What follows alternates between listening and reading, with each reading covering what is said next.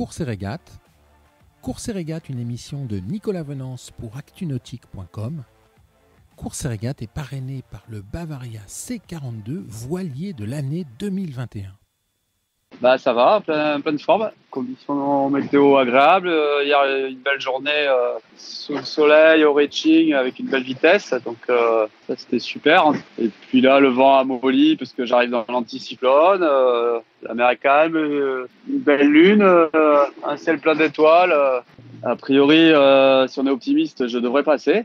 Mais on verra. C'est sûr qu'il va me ralentir, mais il va ralentir tout le monde. Hein. Donc voilà, c'est pour ça aussi que hier j'ai mis du charbon pour essayer d'aller à 100% des polaires du bateau, parce que on va perdre de temps maintenant, quoi.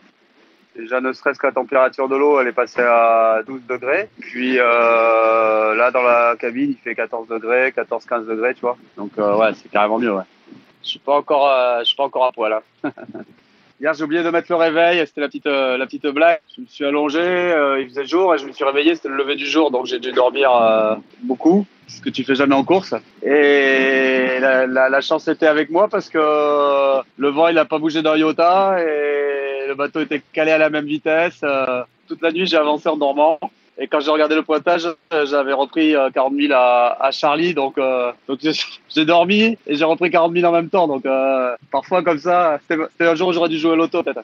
Ça montre surtout aussi qu'on avait besoin moi j'avais besoin de me reposer et que j'en ai encore besoin d'ailleurs.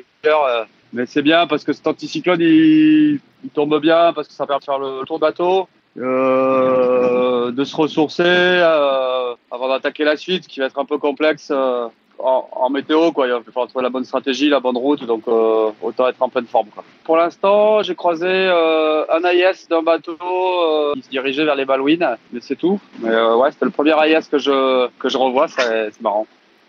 Là où je suis hyper déçu, c'est que les grandes glissades, il n'y en a pas eu beaucoup. Et moi, j'ai trouvé ça particulièrement pas agréable, quoi. J'ai pas pris mon pied comme je pensais, comme tout le monde m'a raconté. Tu vas voir, les mers du Sud, on rêve d'y retourner et tout. Bah, c'est sûr que, bien sûr que je vais rêver d'y retourner. Ça, c'est une évidence. Mais j'aimerais les vivre plus au portant et avec des belles houles, des longues houles pour glisser vite là-dedans, quoi. Ça, on n'a pas eu ça. Ouais. Ça a été on a mis vachement de temps. On n'est pas allé vite. On a eu du pré. On a eu beaucoup de variantes. Et puis l'Indien a été très difficile en termes d'état de mer, quoi. C'est une nouvelle course qui commence, hein, tout simplement.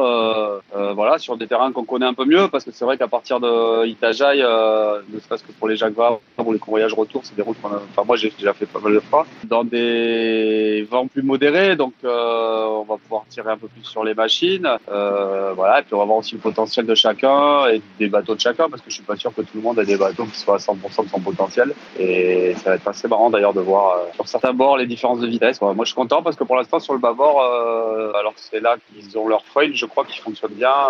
J'ai montré que je pouvais tenir la cadence et j'avais peur de ça, qu'ils reviennent vite là-dessus. Donc on verra.